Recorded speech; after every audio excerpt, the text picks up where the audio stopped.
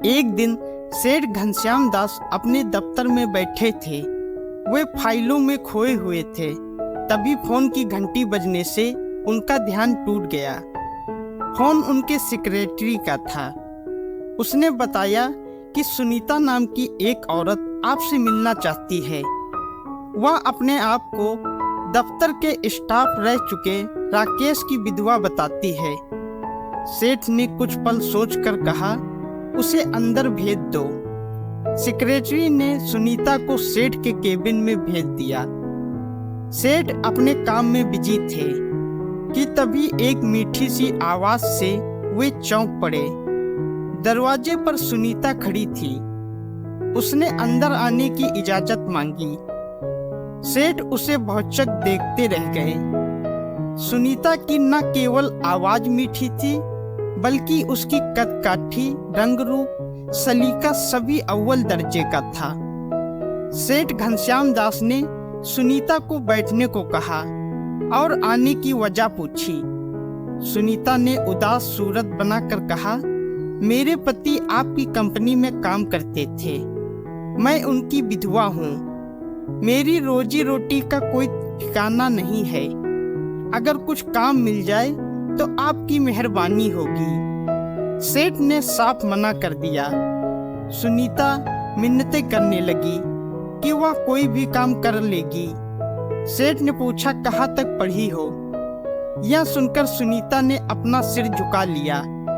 सेठ घनश्याम ने कहा, मेरा काम शराब का है, जिसमें हर रोज करोड़ों रुपए का लेन देन होता है। मैं यह नहीं समझ पा रहा हूँ कि तुम्हें कहाँ काम दूँ। खैर तुम कल आना, मैं कोई न कोई इंतजाम कर दूंगा। सुनीता दूसरे दिन सेठ के दफ्तर में आई तो और ज्यादा कहर बरपा रही थी। सभी उसे ही देख रहे थे। सेठ भी उसे देखते रह गए। सुनीता को सेठ घनश्याम ने रिसेप्शनिस्ट की नौकरी दे दी और उसे मॉडर्न ड्रेस पहनने को कहा। सुनीता अगले दिन से ही mini skirt, T shirt, jeans और खुले बालों में आने लगी। देखते ही देखते वह दफ्तर में छा गई। सुनीता ने अपनी अदाओं और बर्ताव से जल्द ही सेठ घनश्याम दास का दिल जीत लिया। उसका ज्यादातर समय सेठ के साथ ही गुजरने लगा और कब दोनों की नजदीकियां जिस्मानी रिश्ते में बदल गईं, पता ही नहीं चला। सुनीता तरक्की की सीढ़ियां चढ़ने लगी। कुछ ही समय में वह सेठ घनश्याम दास के कई राज भी जान गई थी। वह सेठ के साथ शहर से बाहर भी जाने लगी थी। सेठ घनश्याम दास का एक बेटा था। उसका नाम आकाश था। वह अहमदाबाद में ज्वेलरी डिजाइन का कोर्स कर रहा था। आज वह दिल्ली लौट रहा था। सेठ घनश्याम दास ने सुनीता से कहा, आज मेरी एक जरूरी मीटिंग है, इसलिए तुम मेरे बेटे आकाश को लेने एयरपोर्ट चली जाओ। सुनीता जल्द ही एयरपोर्ट पहुंची, पर उसने आकाश को कभी देखा नहीं था। इसलिए वह एक तख्ती लेकर रिसेप्शन काउंटर पर जा खड़ी हो गई। आकाश उस तख्ती को देखकर सुनीता के पास पहुंचा और अपना परिचय दिया। सुनीता ने उसका स्वागत किया और अपना परिचय दिया। उसने आकाश का सामान गाड़ी में रखवाया और उसके साथ घर चल दी। आकाश खुद बड़ा स्मार्ट था। वह भी सुनीता की खूबसूरती से प्रभावित हुए बिना नहीं रह सका। सुनीता का भी यही हाले दिल था। घर पहुंचकर आकाश ने सुनीता से कल दफ्तर में मुलाकात होने की बात कही। अगले दिन आकाश दफ्तर पहुंचा तो सारे स्टाफ ने उसे घेर लिया। आकाश भी उनसे गर्मजोशी से मिल रहा था, पर उसकी आंखें तो किसी और को खोज रही थी, लेकिन वह कहीं दिख नहीं रही थी। आकाश बुझे मन से अपने केबिन में चला गया। तभी उसे एक झटका सा लगा। सुनीता आकाश के केबिन में ही थी। वह सुनीता से न केवल गर्मजोशी से मिला, बल्कि उसके गालों को चूम भी लिया। आज भी सुनीता गजब की लग रही थी। उसने आकाश के चूमने का बुरा नहीं माना। इस बीच आकाश के पिता सेठ घनश्याम दास वहां आ गए।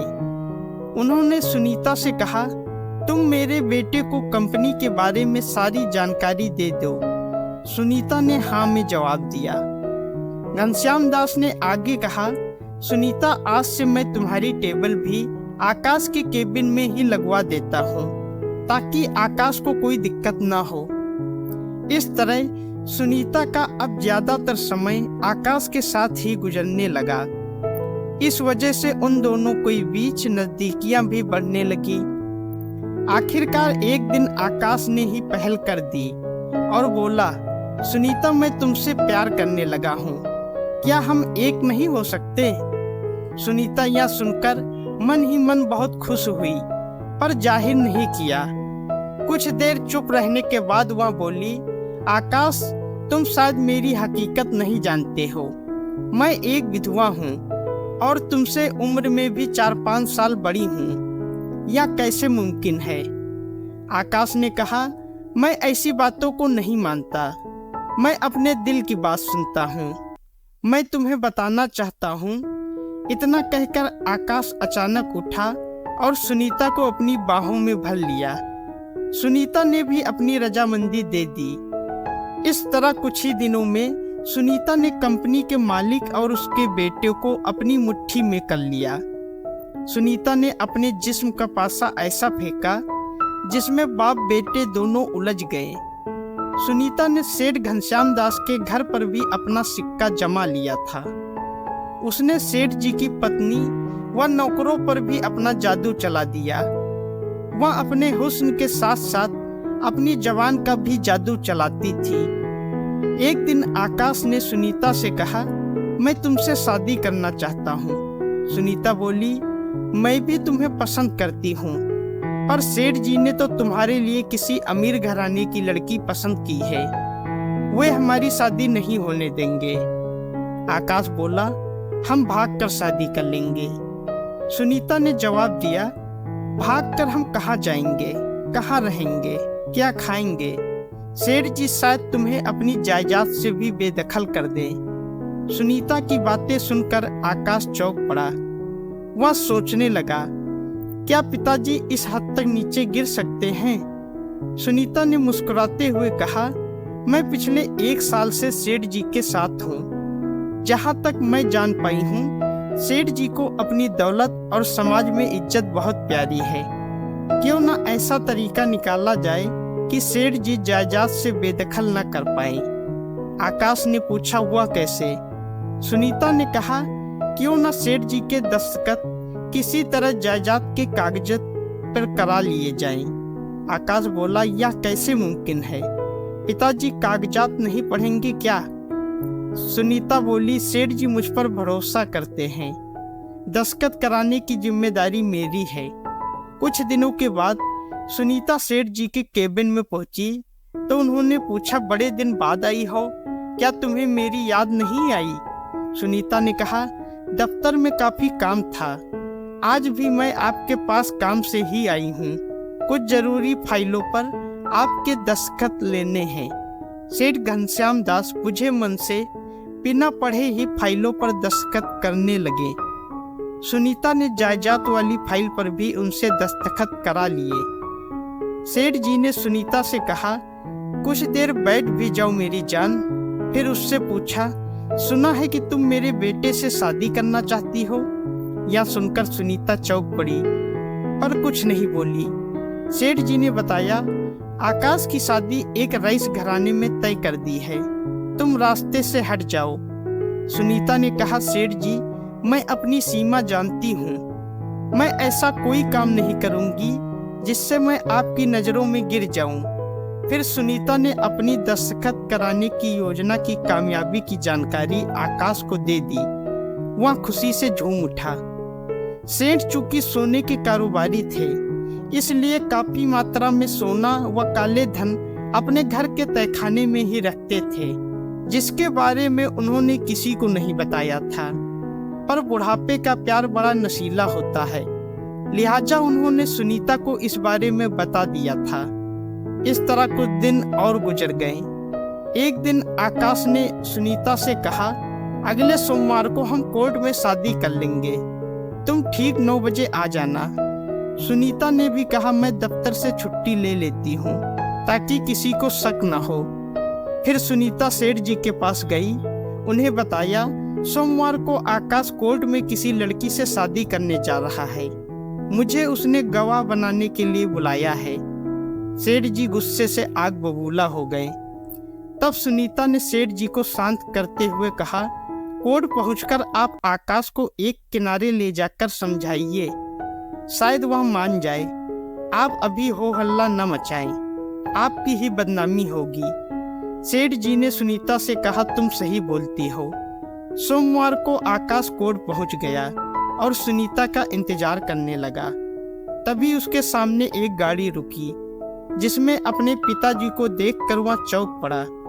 सेठ जी ने आकाश को एक कोने में ले जाकर समझाया, क्यों तुम अपनी खानदान की इज्जत उछाल रहे हो, वह भी 2 कौड़ी की लड़की के लिए। यह सुनकर आकाश हंस पड़ा और बोला, क्यों नाटक कर रहे हैं आप? मैं किसी और लड़की से नहीं बल्कि सुनीता से शादी करने वाला हूँ। पता नहीं वह अभी तक क्यों नहीं आई। सुनीता का नाम सुनकर अब चौंकने की बारी सेठ जी की थी। उन्होंने कहा, क्या बकवास कर रहे हो? सुनीता ने मुझसे बताया कि तुम आज एक लड़की से शादी कर रहे हो जिसके साथ तुम अहमदाबाद में रहते थे। सेठ जी को अब माजरा समझ आने लगा था कि सुनीता बाप बेटों के साथ डबल गेम खेल रही है। उन्होंने आकाश को समझाते हुए कहा, बेटे आकाश, वह हमारे बीच फूट डालकर जरूर कोई गहरी साजिश रच रही है। अब वह यहाँ कभी नहीं आएगी। आकाश को भी अपने पिता की बातों पर विश्वास होने लगा। उसने सुनीता के मोबाइल फोन का नंबर मिलाया पर कोई जवाब नहीं मिला। दोनों सीधे दफ्तर गए तो पता चला कि सुनीता ने इस्तीफा दे दिया है। दोनों सोचने लगे कि आखिर उसने ऐसा क्यों किया। कुछ दिनों के बाद जब सेठ जी को कुछ सोने और पैसों की जरूरत हुई तो वे अपने तहखाने में गए। तहखाना देखकर वे सन्न रह गए क्योंकि उसमें रखा करोड़ों रुपए का सोना और नकदी गायब हो चुकी थी। सेठ जी के तो होश ही उड़ गए। वे तो थाने में शिकायत भी दर्ज नहीं करा सकते थे क्योंकि वे खुद ही टैक्स के लफड़े में फंस सकते थे। सेठ जी ने साख बचाने के लिए अपनी कंपनी को गिरवी रखने की सोची ताकि बाजार से लिया कर्ज चुकाया जा सके, पर यहाँ भी उन्हें दगा मिली। एक फर्म ने दावा किया और बाद में कागजात भी पेश किए जिसके मुताबिक उन्होंने करोड़ों रुपये बतौर कर्ज लिए थे और 4 महीने में चुकाने का वादा किया था। देखते देखते सेठ जी का परिवार सड़क पर आ गया। उन्होंने सुनीता की शिकायत थाने में दर्ज कराई पर वह कहाँ थी किसी को नहीं पता। पुलिस ने कार्रवाई के बाद बताया कि राकेश की तो शादी ही नहीं हुई थी तो उसकी विधवा पत्नी कहाँ से आ गई। आज तक यह नहीं पता चला कि सुनीता कौन थी, पर उसने आशिक मिजाज बाप बेटों को ऐसी चपत लगाई कि वे जिंदगी भर याद रखेंगे। दोस्तों, अगर आपको कहानी अच्छी लगी है तो वीडियो को लाइक करें, शेयर करें और हमारे चैनल को सब्सक्राइब करें। धन्यवाद।